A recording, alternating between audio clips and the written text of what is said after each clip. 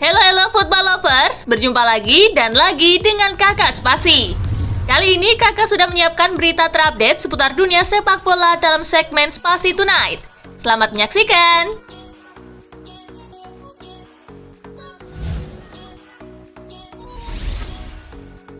Lionel Messi bicara soal hubungan dengan Neymar dan Mbappe. Lionel Messi seperti berada di bawah bayang-bayang Neymar dan Kylian Mbappe selama berkostum Paris Saint-Germain. Meski begitu, Messi selalu senang bisa reuni lagi dengan Neymar. Hubungan keduanya juga sangat baik di dalam ataupun di luar lapangan. Messi juga tidak ada masalah dengan Mbappe. Dia malah memuji bintang asal Prancis tersebut. Dengan Neymar, kami saling mengenal satu sama lain. Kami menikmati banyak waktu bersama. Kalau Kylian Mbappe, dia adalah pemainnya lengkap. Dalam beberapa tahun ke depan, dia pasti akan menjadi yang terbaik, ujar Messi.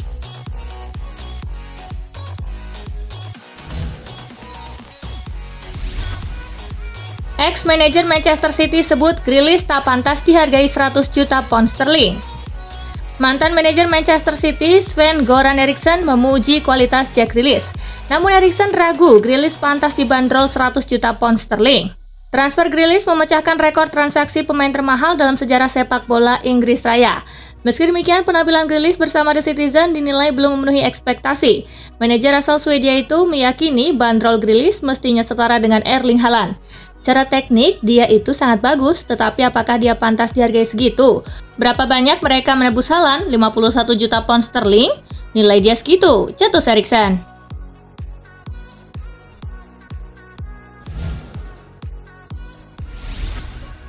Puja-puji Carrick untuk Eriksson. Christian Eriksen memberikan dampak positif kepada Manchester United. Mantan gelandang top MU Michael Carrick tak kaget dengan performa apik Eriksen. Eriksen langsung menjadi pemain pilihan pertama manajer Erik ten Hag. Manajer caretaker MU itu mengatakan, Christian Eriksen memenuhi ekspektasinya. Saya gembira ketika kita merekrut dia peduli di posisi apapun dia dimainkan. Dia bisa beradaptasi, dia itu pesepak bola yang cerdik dengan kualitas yang besar, ujar Carrick.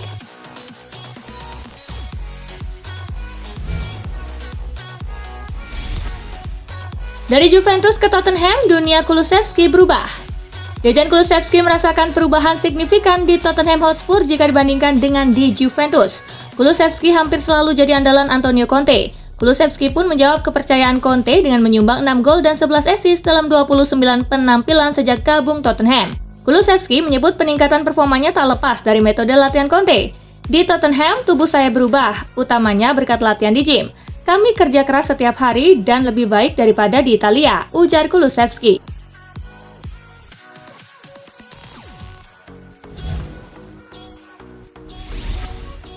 Trent absen lawan Jerman, sinyal tak dibawa ke Piala Dunia.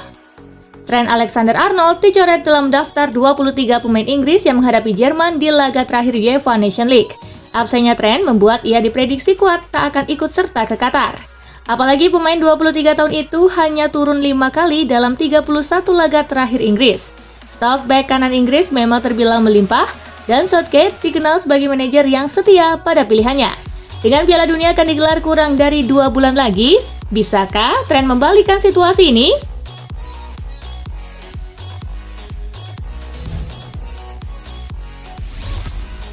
Cari jalan keluar dari Chelsea, Christian Pulisic nego dengan Juventus.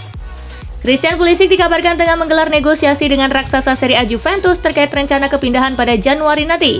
Sementara itu, Chelsea kabarnya mematok bandrol senilai 31 juta pound sterling untuk Pulisic. Chelsea kabarnya siap mengizinkan Pulisic untuk pergi ke klub lain dengan status pinjaman. Namun, ada satu syarat yang lebih dulu harus dipenuhi winger 24 tahun tersebut. Syarat itu adalah Pulisic wajib menandatangani kontrak baru bersama Chelsea. Pulisic sendiri saat ini masih menyisakan 2 tahun dalam masa kontraknya bersama The Blues.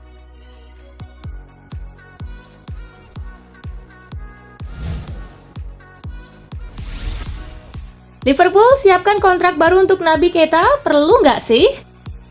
Liverpool diminta mempertimbangkan ulang penawaran kontrak baru untuk Naby Keita. Menurut analis Premier League, Noel Whelan, Keita lebih sering cedera dan minim kontribusi terhadap tim. Lebih lanjut, daripada menawarkan kontrak baru kepada Keita, Whelan justru menyarankan Liverpool untuk mendekati gelandang baru. Dia terus-menerus cedera dan dia tampak tidak benar-benar membantu tim. Dia sama sekali belum bermain musim ini.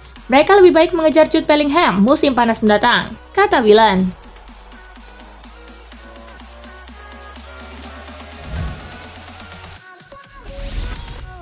Darwin Núñez dapat predikat transfer terburuk Liga Premier Inggris. Mantan striker Aston Villa, Gaby Agbonlahor, melabeli Darwin Núñez sebagai transfer terburuk Liga Premier Inggris jauh musim ini bergulir. Legenda Inggris itu menilai sentuhan bolanya jelek, bahkan dianggap lebih buruk dari Romelu Lukaku. Ketika saya melihat Núñez, saya merasa heran, bahkan sentuhan pertamanya jelek, lebih buruk daripada Lukaku, kata Agbonlahor. Memang terlihat tidak adil menghakimi Núñez, sementara musim terbilang baru berjalan di tahap awal.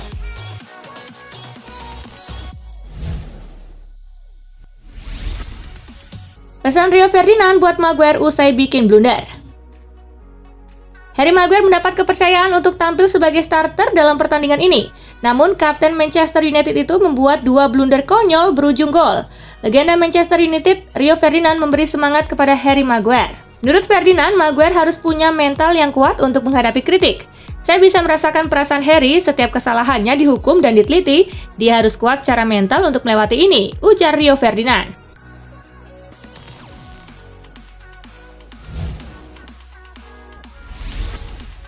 Terancam kehilangan Marco Asensio, Real Madrid ingin pulangkan si anak hilang. Real Madrid terancam kehilangan sosok Marco Asensio pada akhir musim ini.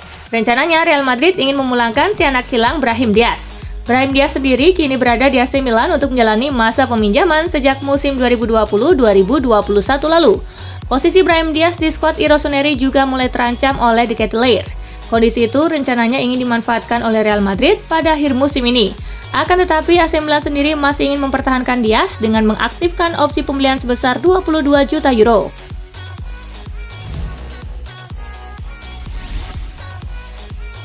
Dua mantan sudah kasih peringatan, Juventus rugi kalau pertahankan Massimiliano Allegri. Juventus memang tengah diguncang isu tidak sedap soal pelatih mereka, Massimiliano Allegri. Hal itu tidak lepas dari performa buruk Juventus di berbagai kompetisi pada awal musim ini. Dalam 6 laga terakhir mereka di berbagai kompetisi, Juventus belum sekalipun meraih kemenangan.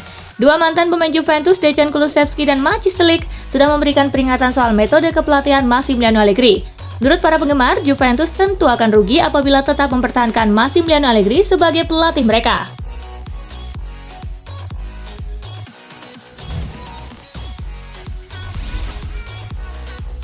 Juventus bisa tiru cara Serbia maksimalkan potensi Dusan Vlahovic. Musim ini Juventus tidak meraih hasil maksimal diantaranya karena Dusan Vlahovic, penyerang mereka belum memperlihatkan kemampuan terbaiknya dalam mencetak gol. Bersama timnas Serbia, Dusan Vlahovic tampil mengesankan saat menghadapi Swedia. Timnas Serbia menempatkan Dusan Vlahovic berduet dengan Aleksandar Mitrovic di lini depan. Sistem tersebut memberikan kemudahan bagi Dusan Vlahovic. Menurut pers Italia, Massimiliano Allegri bisa mencontoh timnas Serbia, yaitu dengan memberikan tandem penyerang di lini depan untuk menemani Dusan Vlahovic.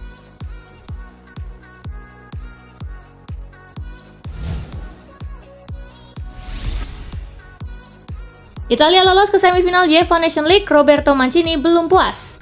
Roberto Mancini nyatanya jauh dari kata puas melihat penampilan timnas Italia. Meskipun menang 2-0 atas Hungaria dan meraih tiket ke semifinal UEFA Nations League, Mancini tetap mengapresiasi keberhasilan Leonardo Bonucci dan kolega untuk meraih tiket lolos ke semifinal untuk 2 edisi secara beruntun, namun menekankan bahwa masih ada tugas bagi mereka untuk diselesaikan. Kami bermain bagus selama 70 menit, namun saya tidak menyukai sedikit pun yang terjadi pada 20 menit terakhir, kata Mancini kepada RAI Sport.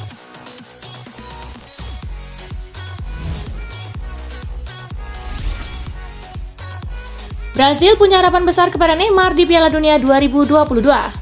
Mantan gelandang Brazil Zico berbicara tentang harapannya dari pemain depan Paris Saint-Germain Neymar Jr.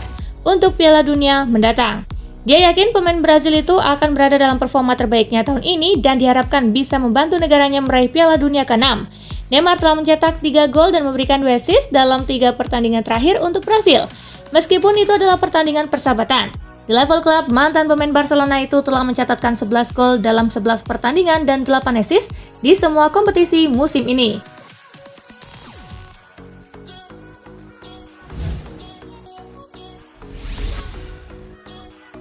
Imbang versus Jerman, Kane akui Inggris dalam tekanan besar.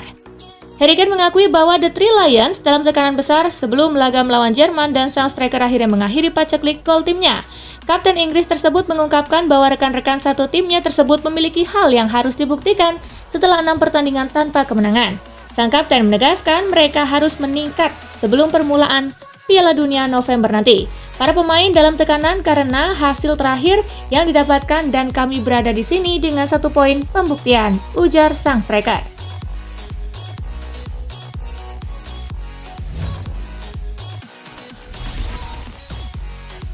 Eric Cantona akui pernah tawarkan diri jadi presiden MU. Legenda Manchester United Eric Cantona membuat pengakuan yang cukup mengejutkan. Dia mengaku sempat menawarkan diri untuk menjadi presiden The Red Devils.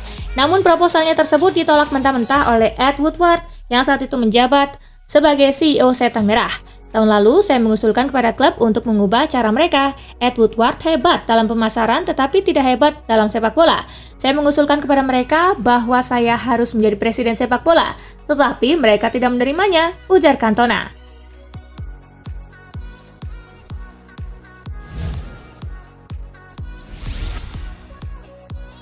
Barcelona babak belur lebih dulu sebelum hadapi Inter di Liga Champions.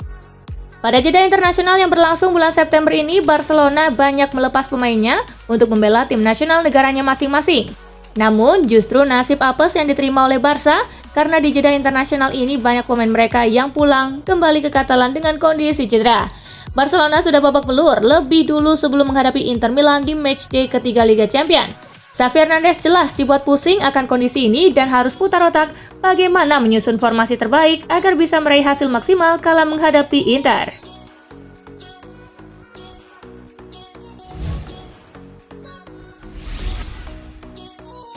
Toni Kroos diambang kontrak baru bersama Real Madrid. Gelandang asal Jerman yaitu Toni Kroos dilaporkan akan segera mendapatkan perpanjangan kontrak baru dari manajemen Real Madrid. Di usia Kroos yang telah menginjak 32 tahun, sang gelandang masih menjadi pemain utama di skuad Real Madrid. Manajemen Madrid disebut ingin memperpanjang kontrak Toni Kroos yang seharusnya akan berakhir di Juni 2023 besok. Meski tidak diketahui berapa lama durasi kontrak baru yang bakal diterima Kroos, manajemen El Real diklaim hanya akan memberi tambahan kontrak 1 tahun saja bagi sang gelandang.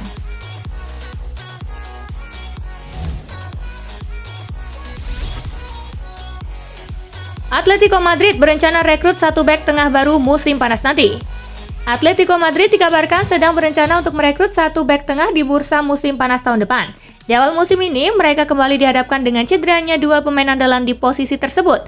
Direktur olahraga Atletico Madrid, Andrea Berta, telah mulai terjun ke bursa guna mencari pemain baru. Direktur asal Italia tersebut terutama mencari seorang bek tengah baru di tengah ketidakpastian masa depan beberapa pemain bintang dalam tim mereka. Mereka mencari pemain yang masih berusia muda untuk menambah kedalaman lini pertahanan.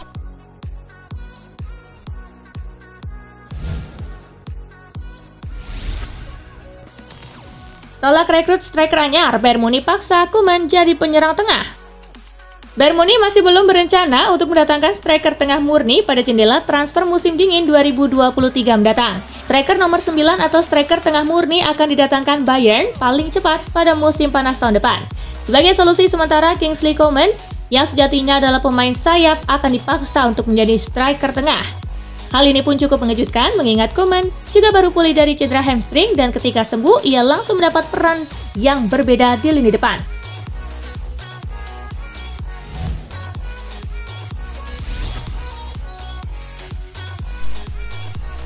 Nah itulah berita sepak bola terupdate dalam segmen Spasi Tonight kali ini, gengs. Simak terus ya berita-berita menarik dan terupdate dari Kakak Spasi, tentunya di Spasi Football News dan Spasi Tonight. See you!